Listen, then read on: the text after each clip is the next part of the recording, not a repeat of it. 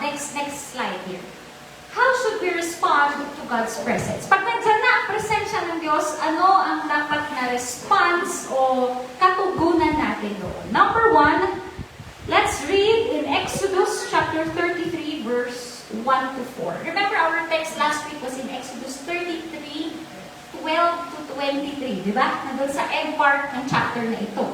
Now this time, I want us to scrutinize further yung earlier verses noon. So verses 1 to 4. Let us read. Then the Lord said to Moses, leave this place, you and the people you brought out of Egypt, and go up to the land I promised on oath to Abraham, Isaac, and Jacob, saying, I will give it to your descendants. I will send an angel before you and drive out the Canaanites, Amorites, Hittites, Perizzites, Hivites, and Jebusites. Go up to the land flowing with milk and honey, but I will not go with you, because you are a stiff-necked people, and I might destroy you on the way. Can we all pray? Panginoon, maraming salamat sa pagkakabasa ng iyong salita. Banal na Espiritu, inaanyayahan ka po namin na ikaw ang siyang maghayag at magbigay linaw, Panginoon, at kapahayagan sa scripture na binasa namin. Bigyan mo, Panginoon, ng buhay ang bawat kakalang ito at nang sagay maging rema sa buhay namin, Panginoon, ang mensahe nito. We are ready to submit to the move of your presence and to you, Holy Ghost, kung ano pong nais mong gawin sa lugar na ito, and have your way. We are your instruments, we are your people, and we are here ready to respond on how you would move and act in our lives. Thank you, Lord, in Jesus' name. Amen and amen. Pansin niyo yun? Sabi niya, inutusan sila ng Diyos na pumunta sa isang lugar, pero sinabi ng Diyos, hindi ako sasama sa inyo. Diba? Sabi niya doon, but I will not go with you. Binigyan sila ng assurance, sasama yung angel. Diba? Binigyan sila ng assurance ng Lord na bibigyan sila ng victory. Diba? Magtatagumpay sila, hindi sila magagapi ng Canaanite, Amorite, Hittite, Perizzite, Perizzite, Hivite, Jebusite, mga site, parasite, ano pa? Mga site sa buhay na yan. Hindi mananaig ang mga kalaban laban sa kanila. Basta mag-o-obey sila sa sinasabi ng Diyos na umalis at pumunta sa lugar na ipinangako, o the promised land. At ang promised land, a land flowing with milk and honey. Aba, may pinangako na ng anghel, may pinangako na ng success, may pinangako pang milk and honey. Yummy, yummy. In my tummy. Sabi ng anak ko. May pinangako pang provision. May pinangako pa na yung destination nila, hindi sila magugutom o magkukulang. Diba? At ano pa sabi? Ayan. Inutusan sila. Pinangakuan silang sasamahan ng anghel. Bibigyan sila ng victory. Bibigyan sila ng provision. Ngunit, hindi sasama ang Diyos. Oh. Dahil daw, sila ay may stiff neck. Ano yung stiff neck?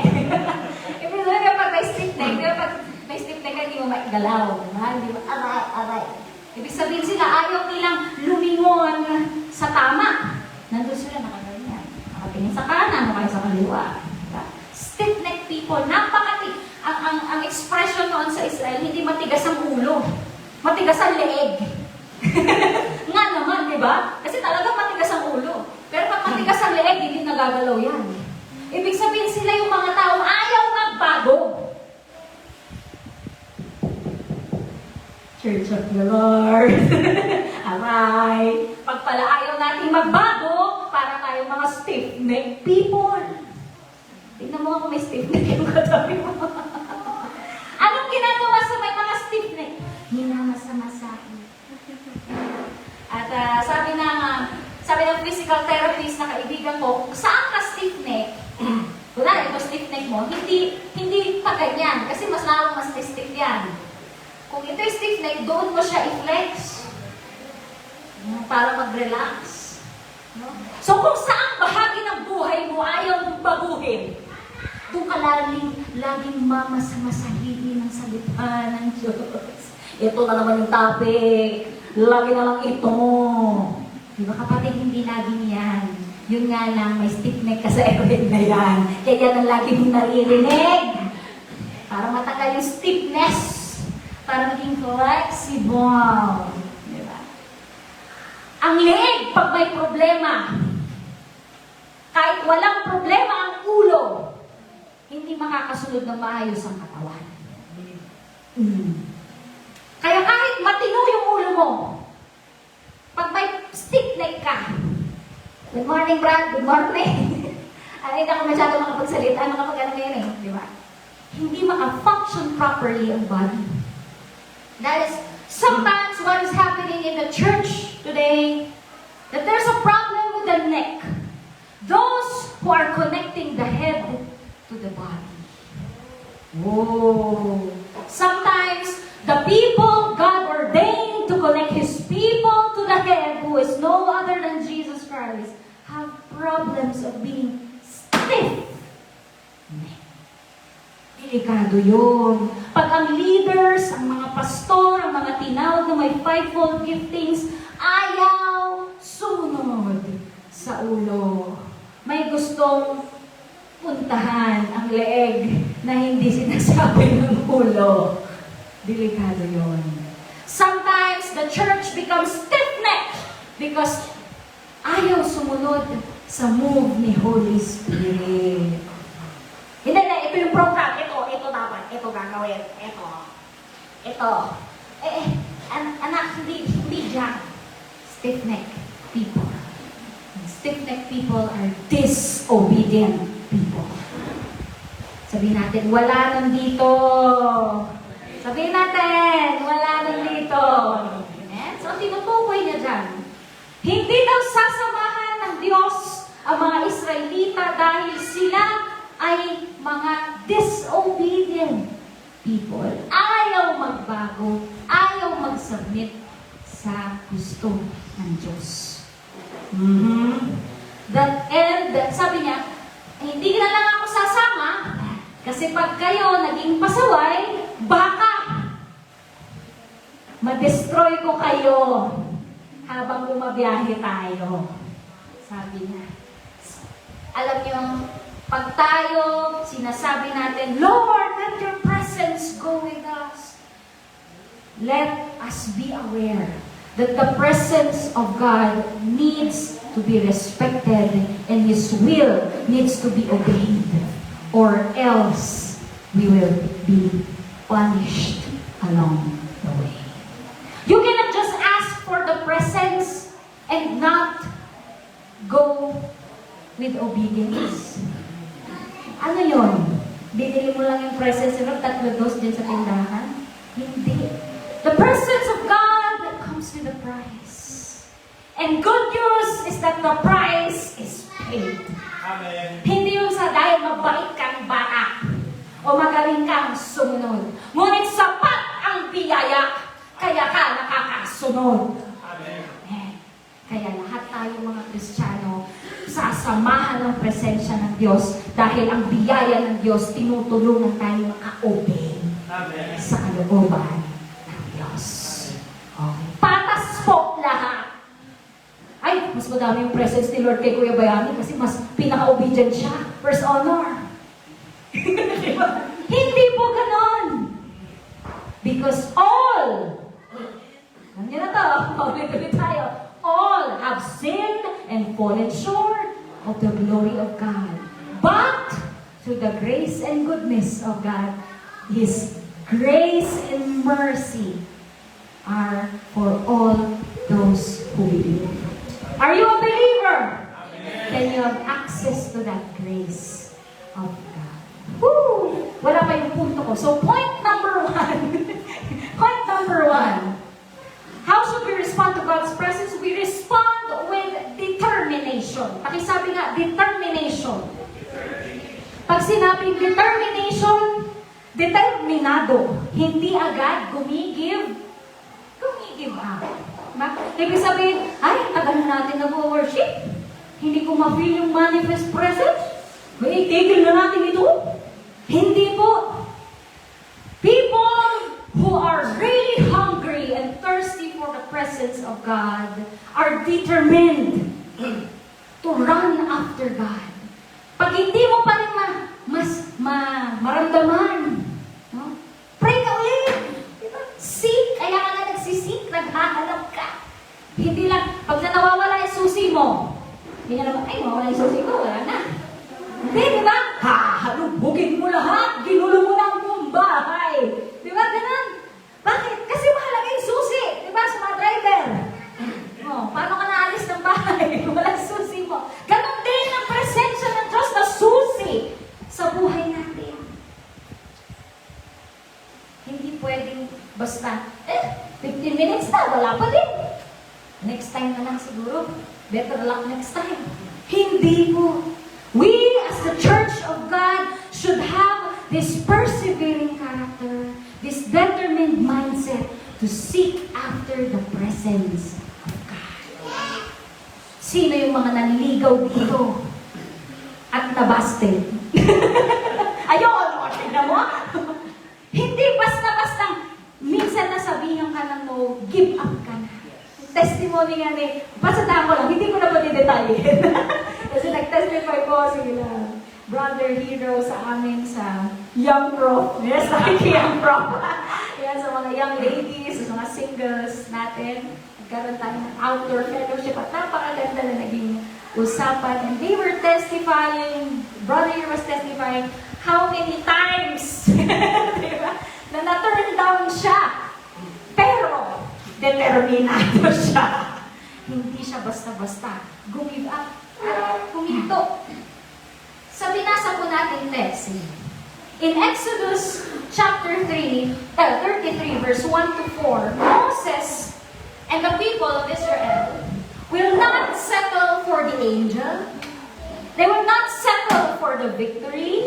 They would not settle for the land flowing with milk and honey. Para sa kanila, aanuhin namin yun. Aanuhin namin yung angel, aanuhin namin yung success, aanuhin namin na hindi na natalo namin lahat ng bansa, aanuhin namin na mayroong napakayamang lugar na ibibigay sa amin. Kung hindi rin kami sasamahan ng presensya ng Diyos. They were determined to have the presence of God and not anything else. So my challenge to you and the Holy Spirit's challenge to you this morning, people of God, don't settle for less. If the presence of God will not go before you, don't settle for that. Sometimes there are simple steps, pero doon ka sasamahan ng Diyos. It may seem small, menial, pero doon sasama ang banal na compared sa mga grand steps na hindi ka naman sasamahan ng presensya ng Diyos. Huwag na lang. We must respond with determination and we should not give up on seeking God's presence. Moses said that he is not going without the Lord. Sundan mo na ako, Sister, para may notes tayo. We must determine that we want the conscious presence of God. Yung aware ka na kasama mo talaga ang Diyos. Dapat dun ang iyong goal. Ha? Pag ang goal mo, samahan ako lagi ng presensya ng Diyos, then every step of the way towards the goal is already a success for you. Step na to, sinamahan ka ni Lord. Step na to, sinamahan ka ni Lord. Step na to, sinamahan ka ni Lord. The steps of the righteous are ordered by God. At mas gusto ko yon na sinasamahan ako kada hakbangin ko. Napakalapit na pong tumating ni Kristo. Hindi mo alam kung sa kalagit, halimbawa ganun goal ko si May, andito ako. Hindi natin alam, papunta pa lang ako sa goal, bigla lang nag-rapture. Hindi po issue kung nakuha ko yung goal ko o hindi. Ang issue, doon ba sa current mong hakbang, kasama mo ba ang Diyos? Amen. Yung iba sabi na, okay lang. The end will justify the means. No! Because God will show you His way. Remember the word last week? Diba? Show me your way that I may know you. Tama? So, ang Lord ipapakita niya, this way, anak. Good morning, Lord. Oh, good morning, anak. This way, anak. Oh, Tuesday, good morning, Lord. Oh, good morning, this way, anak. Wednesday, good morning. Good morning, Lord. Oh, anak, this way na. This way na. Oh, this way, anak. Every day, this way. This way. This way. Ay, malapit na ako sa lolo. Pop! Bigla nag-rapture! Nagulat silang lahat na diyan. Pop! Bigla nag-rapture. Sasabihin mo pagharap mo sa hari, well done, good and faithful servant. Hindi mo man nakuha yung goal, pero nandun ka sa tamang daan. Nandun ka sa daan na pinakita ng Diyos sa'yo. Sa daan na sinasamahan ng kanyang presensya. And you did not settle for this. Next, Exodus 34, 1-3. Ito, next chapter na. O, di ba?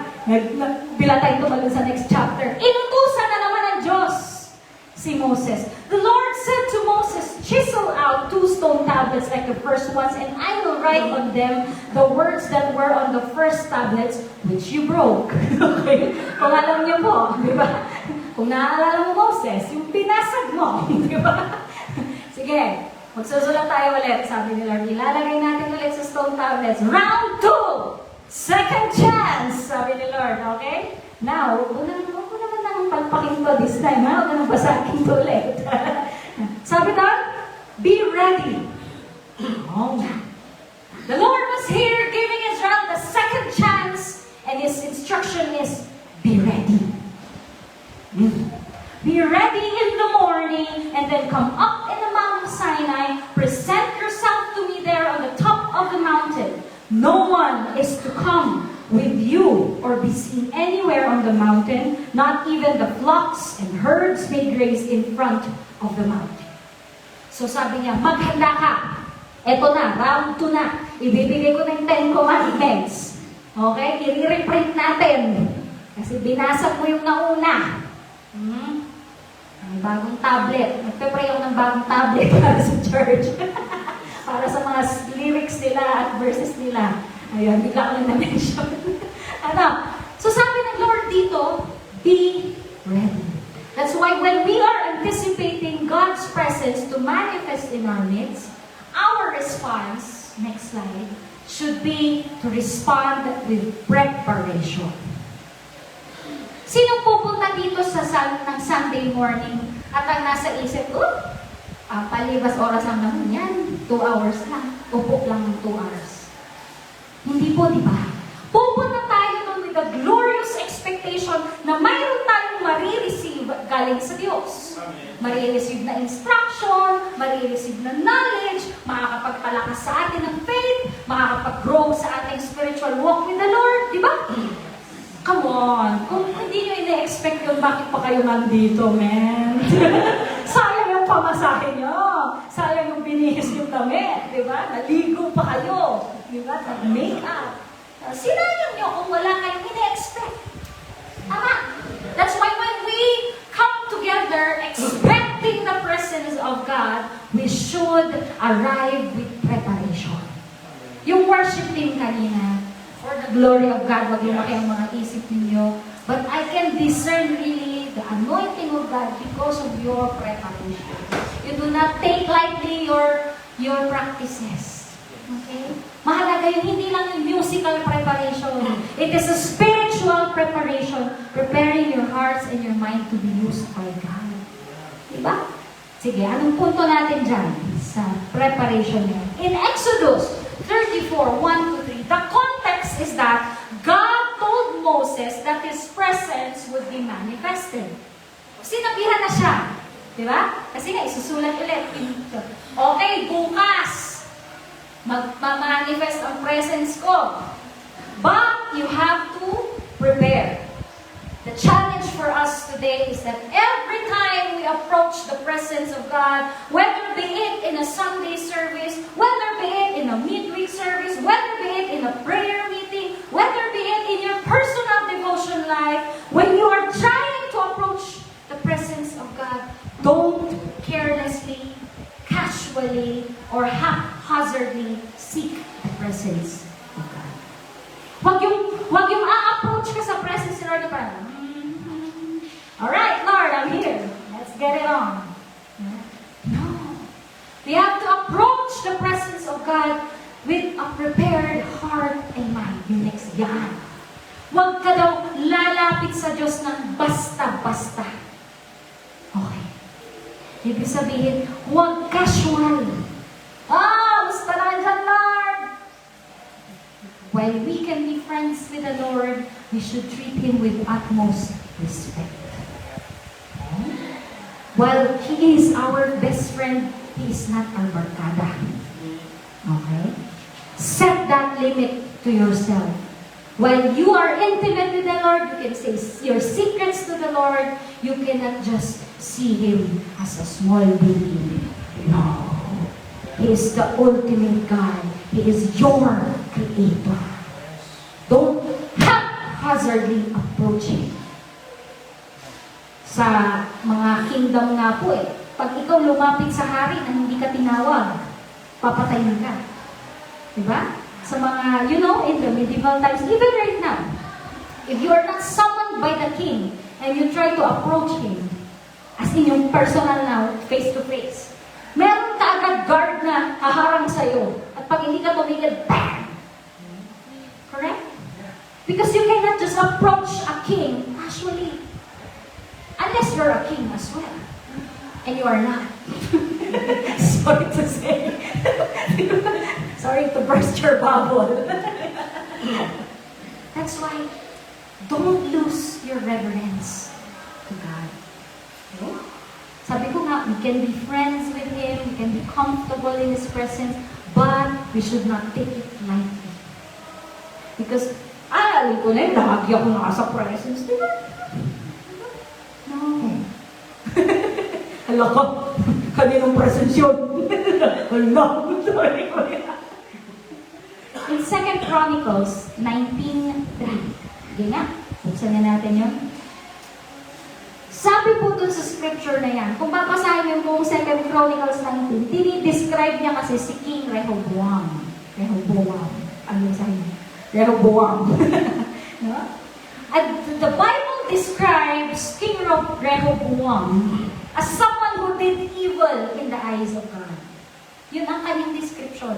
At alam niyo ang dahilan? Sabi lang sa text na yan, he did evil in the sight of God because he did not prepare his heart. He did not set his heart to seek the Lord. Ibig sabihin, may mga ginawa siyang magaganda in obedience to God. May mga ginawa din siyang palpak, alam mo natin, no? Pero, sa mata ng Diyos, kahit may tama pa siyang ginawa, sa mata ng Diyos, he did evil. Kasi hindi siya naghahanda. Hindi niya pinaghahandaan ang paglapit sa Diyos. Mahalaga pala ang ating preparation. Next, let's open our Bible in Exodus 34:3. Di ba? Bumalik ako ulit kasi nandun na tayo kanina. Sabi nun sa end part na binasa natin, no one is to come with you or be seen anywhere on the mountain, not even the flocks, the herds, may graze in front of the mountain. So, nag-instruct si God na pagdating ng presensya niya, dapat walang ibang tao ni hayop na makita sa bundok na yun. Bawal. This principle is our principle number 3. To honor the presence of God, we have to respond with consecration. Sabihin natin lahat, consecration. The word consecration, when it's used in the Bible, it means to be set apart. Okay? Naka-segregate. Ayan. Sino marunong mag-segregate dito? Sa panahon kasi natin, ano ang sinisegregate? Basura. But this time, hindi basura ang tinutukoy dito, no? God wants the place and the person who will receive the presence to be separated. Okay? Gusto niya, hindi contaminated. Hindi na ihalo sa iba, ngunit inihiwalay exclusively para sa Diyos. God told the people and get alone with Him. Ewan ko kung narinig yun na to, but, ay, iba pala yung binasa ko. Nauna ko. Sige, okay lang. Yung context kasi niya, Moses was the pastor of 3 million backslidden people. Sabi ni Kim, 3 billion. Di ba? Magpapastor ka nga lang ng 30. Di ba? Woo! 300. Woo! 3,000. 30,000. Aba, 300,000. Eh ito, 3 million, tumbak yung city. Ha? Ipastoran mo yun.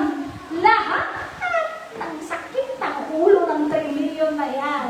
Sa'yo ipapa-counseling. Pastor! May problema po kami!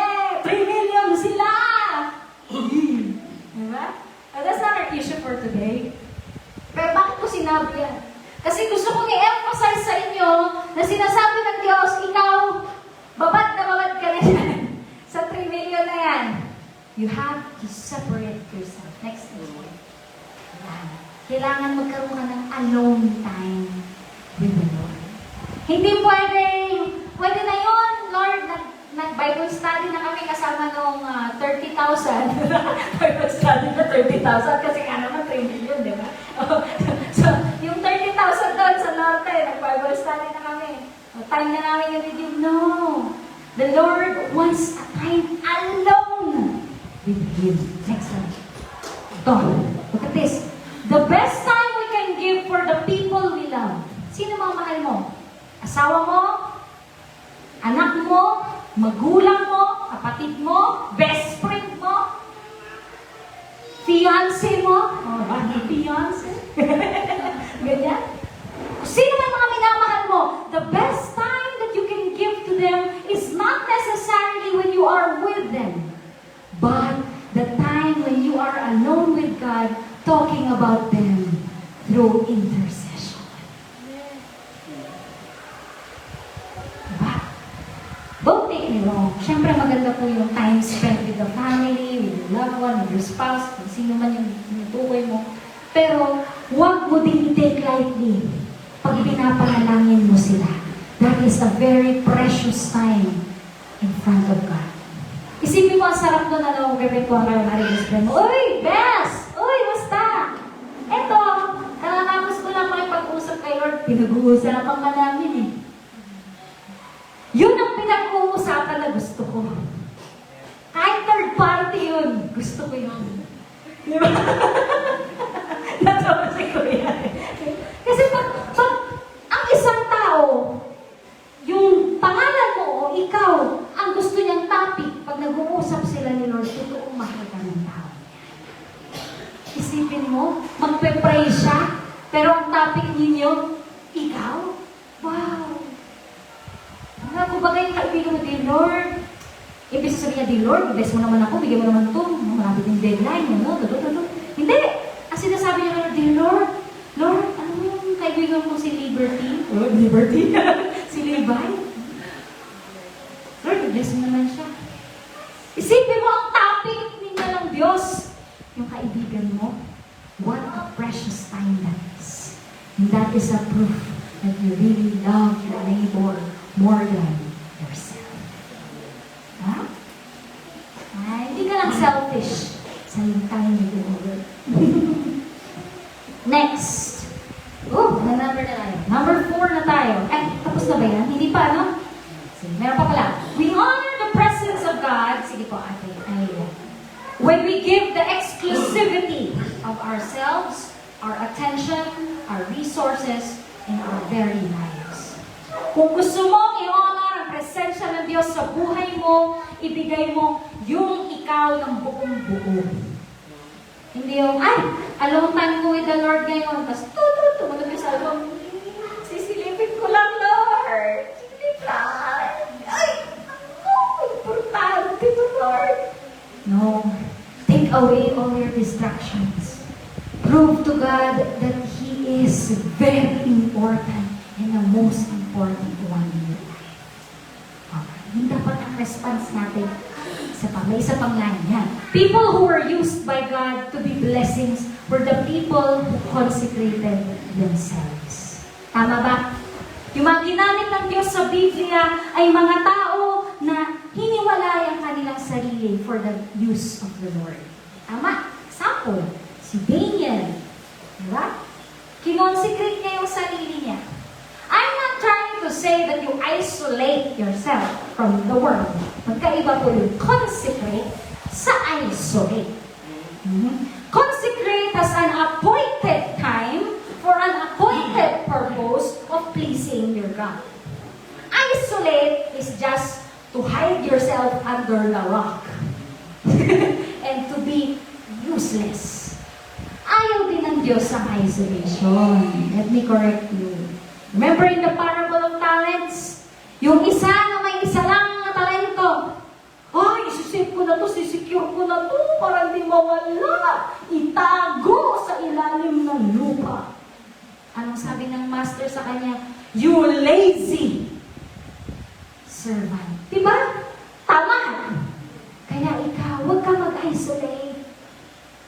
Hindi naman ako mag-isolate, Pastora. I'm just here, preferring to be alone. No, kapatid. There is no one alone in the body of Christ. Meron ka bang cell sa katawan na lumulutang lang? So, masama naman kahit saan ka pumunta. Pero lumulutang lang, isang cell. Ganyan. Natawa si ate. O, sabi mo na, isang daliri mo. Isang daliri mo lang. Ayaw niya lang kumabit. Pero, sasama siya.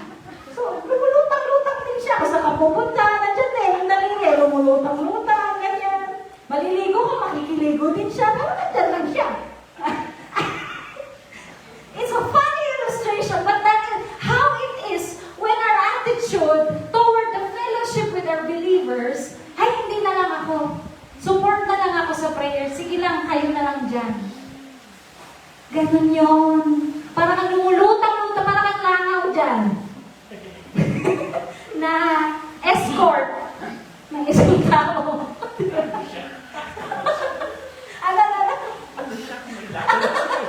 Ang pangit. Ano siya kung nilalakaw siya? So let us not isolate ourselves in the assembly of the saints. Okay? Pag nag-gathering tayo, we feel the presence of God. Huwag mo i-isolate yung sarili mo. Napupuspos ka na. Nakakaliya. Baka sabihin nila, ang ingay ko. Doon na ako sa CR. Ano na ako sa CR?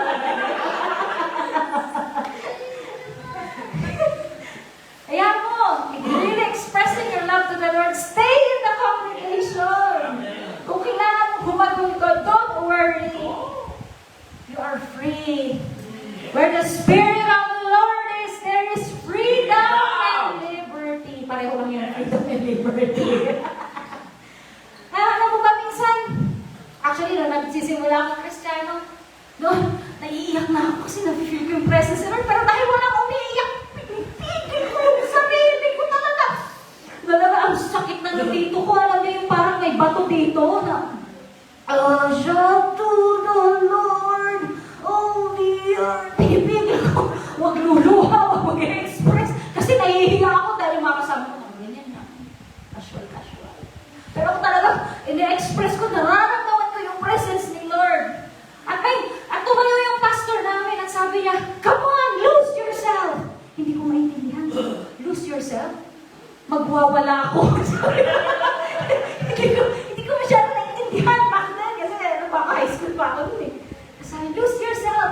Sabi ko, lose myself. Mawawala ako sa sarili. Hindi. Ang sabi ng loosen yourself. Kumbaga, loosen mo na. Huwag ka nang... Di ba pag ako natin nag-uusap kayo sa awkward? Hi. Kamusta naman? Okay lang. Okay, nandun ako. Di ba yun yung hindi ka loose, di ba? Yun yung parang sobrang tight na tight ka. Minsan ka lang tayo kay Lord eh. Lord, I worship you. The reason I live is to worship you. Pero iyak ka naman ha. Napupuspos ka na ng anointing, pero pipigil mo. Sabi ng pastor, sabi, come on, lose yourself. Loosen yourself. Kumbaga, i-release mo yung sarili mo.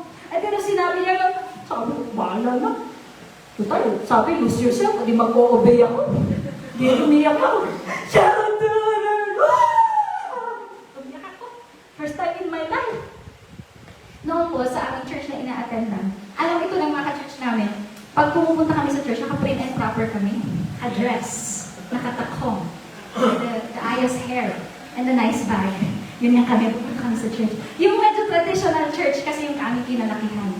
So, pagpunta namin sa simbahan, yung buong linya namin na yun, the formal line. Diba? Yung linya na naka-formal kami lahat. Yan. So, nung time na yun, hindi pa kami ganun ka all out, sabihin na natin pag nag-worship kayo. So, yun. Eh, di siya ganda-ganda ng dress mo, di ba? Naka-planchado ka, naka-plakada pa yung makeup mo, di ba? Tapos, ito na talaga. Nag-bless na talaga ako. Napapaspas na ako. Sabi ng pastor, tumayo siya, lose yourself! Sabi ko, oh, sige, ito na! Iyak ako talaga. Naramdaman ko yung foundation ko doon nakalas. Sabi ko, tumutulong. Pati yung yung mascara ko. Tapos sabi ko, iba na ako rin yung mukha ko. Pero kahit nung nakaganyan kamay ko, tumutuloy yung luha ko. Pagtingin ko sa luha ko, color black. Hindi pa na waterproof yung mascara ko. Tumutulo, pero kakaibang kalakasan yung nararamdaman ko sa presensya ng Diyos. Sabi ko, ito pala ang pakiramdam ng maging malaya at hindi awkward sa presensya mo. This is how you lose yourself. Luwag-luwagan mo. Anong pakiramdam ng napakasigtit na pantalon? Good morning. Pero pag uwi mo sa bahay, hi! Salamat! Ganun yung naramdaman kong release. Hindi sa pantalon, ano ba kayo? Pag-worship. Isa nararamdaman yun. At as a pastor, nararamdaman ko rin minsan natin-tense yung congregation. Kaya minsan encourage namin sila. Sige lang, kung gusto mo umiyak, tumawa, humawit, sumayaw, express it. You are free in this place. This is a safe place for you to express your love and worship to the Lord. Huwag ka lang manununtok ng iba. Kasi may memories ka na. May iba na sa sobrang free naman. Hallelujah! Hallelujah! Sabi nung sabi nung yung katabi niya umiyak din. Hindi sa kapuspusan. Nasapak. Nangyari yung minsan sa worship team. Sobrang grabe yung anointing. Pati mga tambuhin dancer, grabe yung anointing. So sobrang excited nila magsayaw. Ganyan sila nakalilang ng tambuhin. Tumama sa ulo ng worship leader namin. Dumudugo yung ulo niya. Hindi niya maramdaman. Kasi nga, sobrang excited lahat, di ba? Spirit of the Lord moves upon my heart. Tumutulong ko. Kami kongregasyon. Kuya, tugo. Sabi niya, amen! Sabi niya, hindi niya. Hindi niya alam yung tukoy namin tumutugo. Akala niya, ang dugo ni Kristo. Sabi namin, amen. Napakasarap ng presensya ng Diyos kapag nirelease mo yung sarili mo in a place of freedom of worship. Balik tayo sa notes. Ano ba yan? Next. Exodus 34, 4-7. Dire-diretso tayo sa 34. So, nag-obey si Moses, nag-chisel out siya ng 2 stone tablets. The first one went up in the Mount Sinai early in the morning as the Lord commanded him, and he carried the 2 stone tablets in his hand. Ini-imagine ko, 2 stone tablets in his hand. Mabigat yun na, no? Diba? Stone yun, ha? Hindi yung tablet ngayon, guys. Hindi ganun yun. Hindi pwedeng i-bluetooth lang ni Lord yun nun. Hindi. Talagang uukitin ka ng isa-isa. Alam niyo pag ganito, nagtatawa na tayo. Presence pa rin ni Lord. Yes. In the presence of God is fullness of joy. Ayan. Ako nga sa school, pag may nag-joke yung teacher ko, mas na-memorize ko pa yung joke. Kasi yung emotional connection nun, yung tumawa ka, nami-memorize ng brain mo yun. Kaya pag minsan nag-uwa Holy Spirit, pinapatawa tayo sa mga illustration, yun yung nagre-rema actually sa puso natin. So, isipin nyo, ang bigat ng dalawang bato, nabibitbitin niya. Pag ikaw tinatawag ka ng Diyos sa kanyang presensya, kailangan ang dala-dala mo lang yung mga stone tablets. Huwag ka nang magdala ng iba pa. Kasi pag dala-dala mo lahat, may microwave ka pag hinihila-hila, yung washing machine, baka hindi natin alam ilang araw tayo doon, no? Nila na tayo ng wifi, TV. I'm just exaggerating. But in this context, kailangan yun lang ang dala ni Moses. That itself is heavy. At aakyat siya ng bundok, take note. Hindi hill. Sino nakaakyat na sa Quirino Hill? Sa mga hill dito sa Baguio, di ba? Pag umakit ka sa hill dito, how much more sa mountain? Mount Santo Tomas, halimbawa. Magtala ka ng dalawang stone tablets. Diba? Wala ka nang pwedeng pitpitin dahil napakabigat na niya. Then, the Lord came down. Diba? Ganun ang kasimple. Tinupad niya yung sabi niyang gagawin niya. Darating siya. The Lord came down in the cloud and stood there with him and proclaimed his name, the Lord. And he passed in front of Moses proclaiming, the Lord, the compassionate and gracious God, slow to anger, abounding in love and faithfulness, maintaining love to thousands and forgiving wickedness, rebellion and sin. Yet he does not leave the guilty unpunished. He punishes the children and their children for their sin of the parents to the third and fourth generation. Nung dumating ang Diyos, dumating siya na may kasama kanyang identity. No? Pinakilala niya ang kanyang sarili. Oo, ako to. Ako ang Diyos. Sabi niya. Compassionate, gracious, and all the rest. Yun ang nabasa natin. Now, anong connection yan? Anong punto makukuha natin dyan, Pastora? Number 4. To honor the presence of God, we should respond with expectation. Okay. Doon sa binasa natin sa Exodus 34:4-7, Moses carried the stones expecting God to give him the message. Kaya pag ikaw lalapit sa presence ni God, dapat ine-expect mong sisiputin ka niya. Yes. Kasi pag, ano kaya? Pag-pray kaya ako ngayon, may mapapala kaya ako? No. You don't pray like that. Because when we pray, we have to pray with faith. It is impossible to please God without faith. At paano yung, pag hindi mo na-please si Lord, ipaparanas na ba yung manifest presence niya sa'yo? Of course not. The principle is that where the manifest presence is honored, there it is manifested. Kaya dapat, pag ine-expect mo yung presence ng Diyos, you yourself believe that He will hear you and manifest Himself to you. Okay po ba? When we go to God and expect Him to give us something, we need to be ready to write it down. Ayun na. Itong side ng congregation, hindi guilty kasi nag-notes. Ibig sabihin, makakatulong pala pag sinusulat natin yung mga mensahe ng Diyos sa atin. And this is a literal writing down. Literal. Pag tinawrite mo, tinatype mo, o ano man way para meron kang mababalik-balikan. That is very important. It is a way that we honor God's presence. Writing down helps us to think clearly and write it even upon our hearts. Umpisa lang yan, sinulat mo ng gamit ang tinta at sinulat mo sa papel. Pero pag pinalikan mo yan sa mga oras ng pangangailangan, sa mga oras ng struggle, sumusulat na yan sa puso mo. Amen. Diba? Oo nga. Grabe. Naranasan mo na. Try try it and test it. Itong verse na to, check. Kung lalagyan natin ng checklist bawat verse sa Bible, yung isang read, studied, experienced. Ilang verses na kaya sa Bible yung may 3 checks sa'yo? Wala. Yung iba nga, hindi pa read di ba?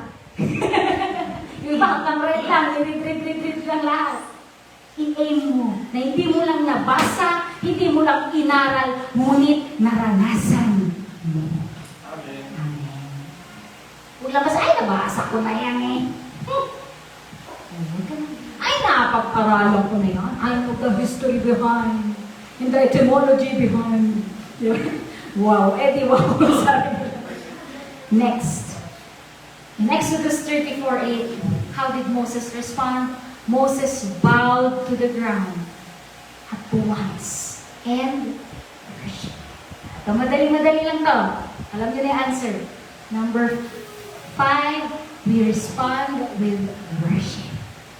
Pag andyan ang presensya ng Diyos, the presence of God should drive us to real worship. Real worship is intelligent worship. Paano yan, Pastor? Hindi ako intelligent. Joke lang.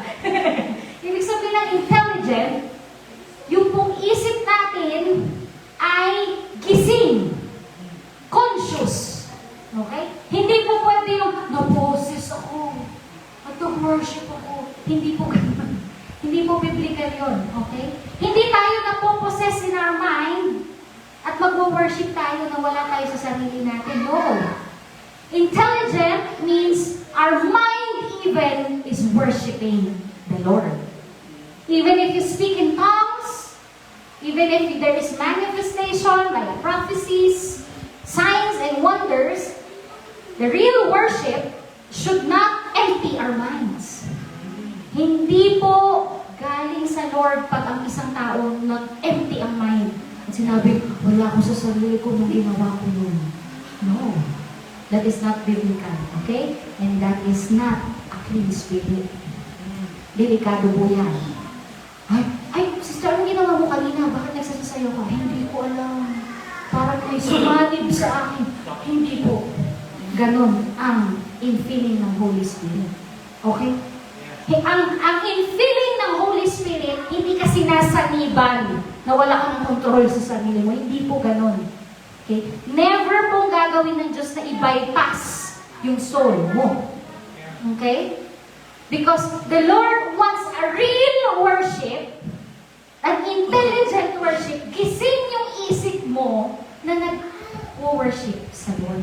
While if you are filled with the Spirit of God at may nagawa kang hindi mo normally ginagawa, di ba? Kung bigla ka napakanta ng Hallelujah!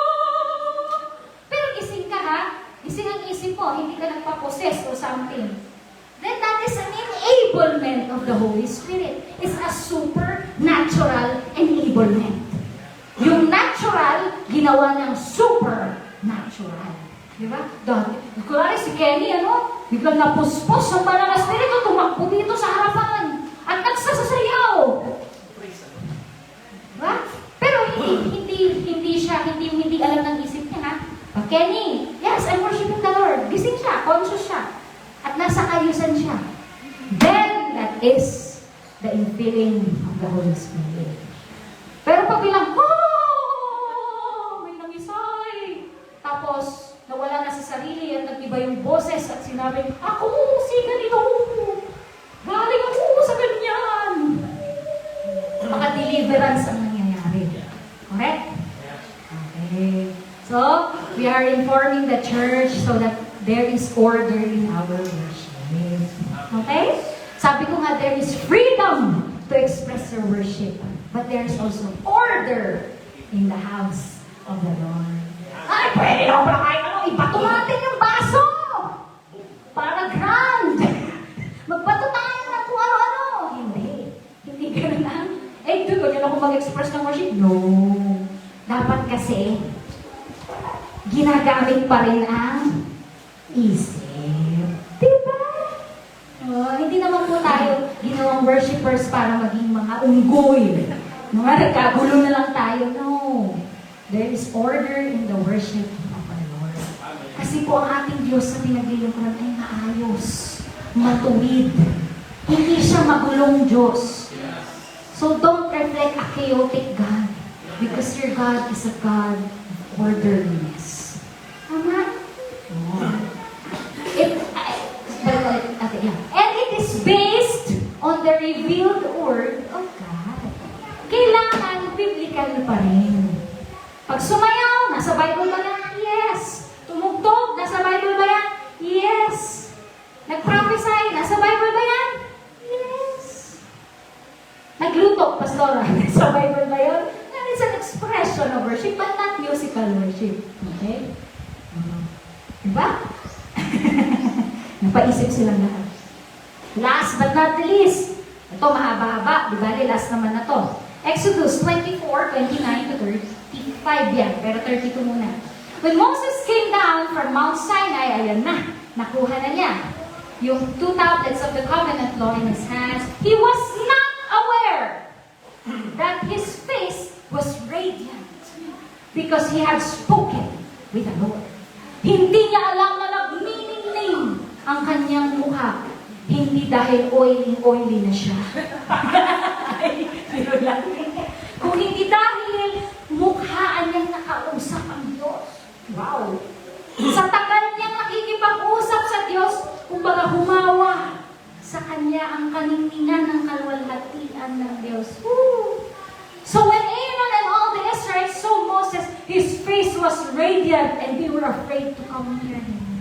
People of God, when you spend time with the Lord, His glory will be reflected in your life.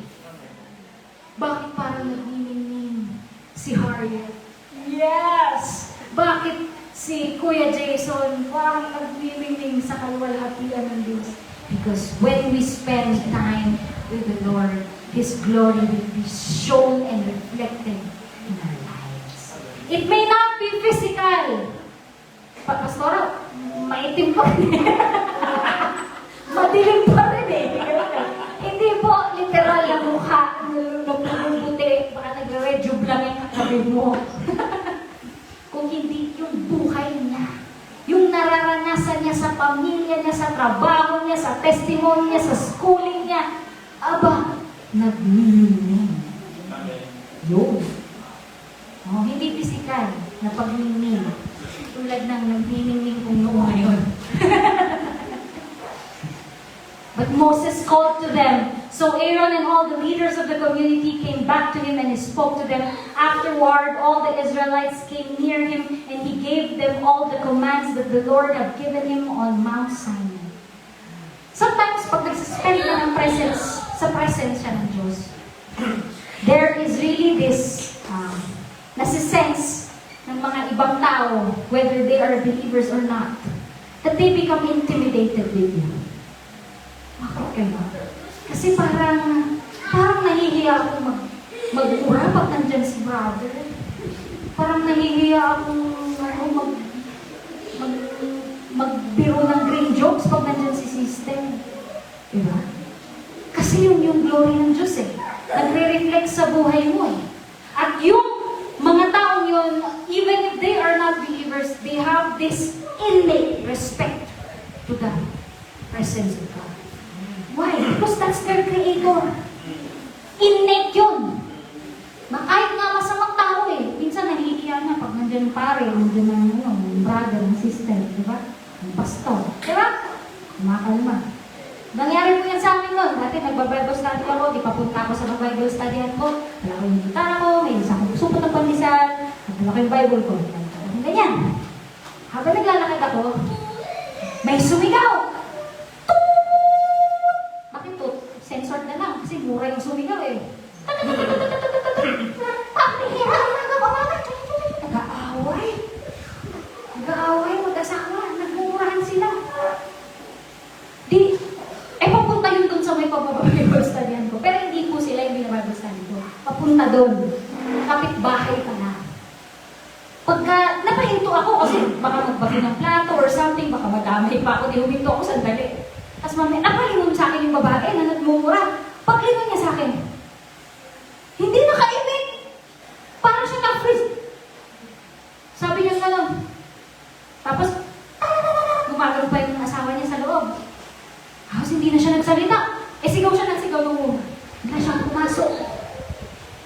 sabi ko, oh, nangyari. Dumaan ako. Pagtaan ko, napalingon din yung lalaki sa loob. Tumahimik din. Tapos, sabi niya, sa Ilocano, hindi ko na kaya, hindi kasi ako nasalita ng Ilocano lang. Pero sabi niya sa Ilocano, ayan na naman yung magbabible study, may dalang pandesal. Tumahimik ka. Nakakahiya, huwag ka magmumura. Sabi niya. Sabi ko sa isip ko, natakot kaya sila, nabatuhin ko sila ng pandesal. Takot ako, bakit? Bigla na kasi ako ba sinara nila yung window, sinara nila yung door, nagkulong sila doon. Tahimik na tahimik. Sabi ko pa, naku, ipupustpone ko yata yung Bible study kasi ang gulo-gulo. Ang gulo-gulo. Tapos, ang mukat-mukat nung pagpasok ko sa nakapagkwentuhan ako doon sa kapatiran, sabi ko, sino yun? Mga yun, ay naku, ilang araw na nag-aaway yung mag-asawang yan. Ngayon nga lang nanahimik. Nakita kasi nila ako, tapos nakatitig ako sa kanila, ay natakot yun sa studio. Sabi ko, nakakatakot hindi, nahihiya yun kasi syempre ikaw, banal ka. Sabi sa akin, ay hindi naman, sabi ko. That is the presence of God. They cannot explain it, but they cannot disrespect it. Tama? That's why you also protect the testimony of Christ in your life. Kasi kapag ikaw, nabitawan mo yung iyong isang fruit, yung patience mo, halimbawa, nalaglag sa puno, baka makita ka nila, ay, di ba si ano yun? Di ba Christian yun? Mapupulaan ang testimony ng Diyos sa buhay. Tapos na tayo, last na. Ayun, meron ko pala. Sige, tapusin pala natin. When Moses finished speaking to them, he put a veil over his face. But whenever he entered the Lord's presence to speak with him, he removed the veil until he came out. When he came out and told the Israelites that he had been commanded, they saw that his face was radiant. Then Moses would put the veil back over his face until he went in to speak with the Lord. So, hindi na lang niya mapahinto yung pagdingning ng kanyang mukha. So, pag tao kausap niya, lalagyan niya na lang ng cover, ng veil, para naman hindi sobrang, Moses, hindi ka namin makita.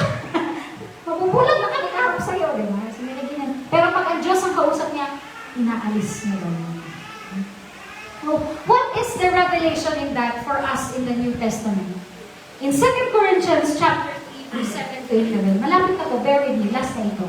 Yung kapatid, sige, yan. I-move down mo pa, move down. Nagpasan mo yung page na yun. Page 17. Sige pa, move mo pa. Sige, ay, umaatras ka kapatid. Paabante tayo. Pausad. Sige pa. Sige, malayo pa kapatid. Yan. Sige pa. Sige, nagpasan mo na yan. Sige pa. Okay, yan!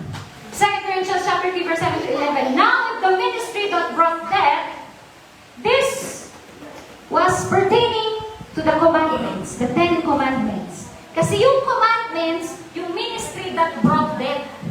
Bakit brought death, Pastora? Kasi yung ministry that brought death, binigay sa kanila yung law, yung do's and don'ts. Kaya nagkaroon ng death kasi wala ng isang tao ang makapag-fulfill ng law. Tama? So, ang tinutukoy nandito yung pagkuha ng commandments, which was engraved in the letters on stone, came with glory.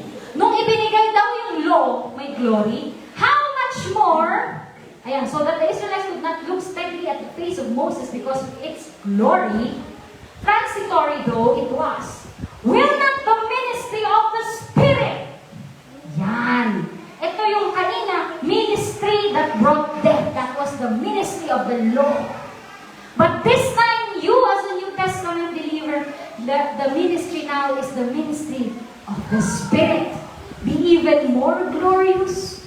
Kung yung pagdating ng law, puno na ng glory, how much more yung ministry ng Spirit. Yun ang sinasabi ni Pablo dito. If the ministry that brought condemnation was glorious, okay, napakapuno na ng kaluwalhatian, pero nagdala pa ng condemnation sa sangkatauhan. Tama? Kasi law nga. How much more is the ministry that brings righteousness? Woo! Kaya kung puno na ng glory noon na nag-manifest sa mukha ni Moses, law lang ang kanyang kinuha. How much more you na pinalalahanan For what was glorious has now has more glory in comparison of the surpassing glory. And if what was transitory came with glory, how much more greater is the glory of which that will last. Next. Ay, nasobrahan. Atras. Yan. Even to this day, when Moses is read, pag nababasa daw ang law, a veil covers their hearts. May mga hindi tayo maintindihan. Tama? But whenever anyone turns to the Lord, the veil is taken away. Now the Lord is the Spirit. And where the Spirit of the Lord is, there is freedom. And we all with unveiled faces contemplate the Lord's glory, are being transformed into His image with ever-increasing glory which comes from the Lord who is the Spirit. Ngayon, sa panahon natin, hindi na lang si Moses ang mukha ang nakakausap ang presensya ng Diyos, ngunit pati ikaw at ako at katulad niya, hindi man pisikal na mukha niya ang mamumuti at magliliwanag, buhay mo naman ang magliliwanag. Amen. I want you to study these verses. No? Napakaganda. Kaya lang salat tayo in sa time. So in conclusion, we honor God's presence when we respond with determination, preparation, consecration, expectation, worship, and transformation. May pagbabago na kita. Last but not the least, show the slide please. Never be satisfied with eternal life, eternal security, care of angels, success, family, friends, possessions, or anything else without the manifest presence of God. Gayahin natin yung mga Israelita. Hindi sila satisfied sa mga bagay na yan unless samahan ng presence ng Diyos. Let us honor God's presence by responding to His prompting and obeying His still small voice in our lives. Tumayo po tayo lahat. Hindi na kayo hintay ng kataga. Tumayo po tayo lahat. Sa mga nanood po sa atin online, salamat po at dalangin namin na bless kayo. Maraming natutunan at maraming pangungusap ang Holy Spirit. See you again next Sunday, 9:30 for our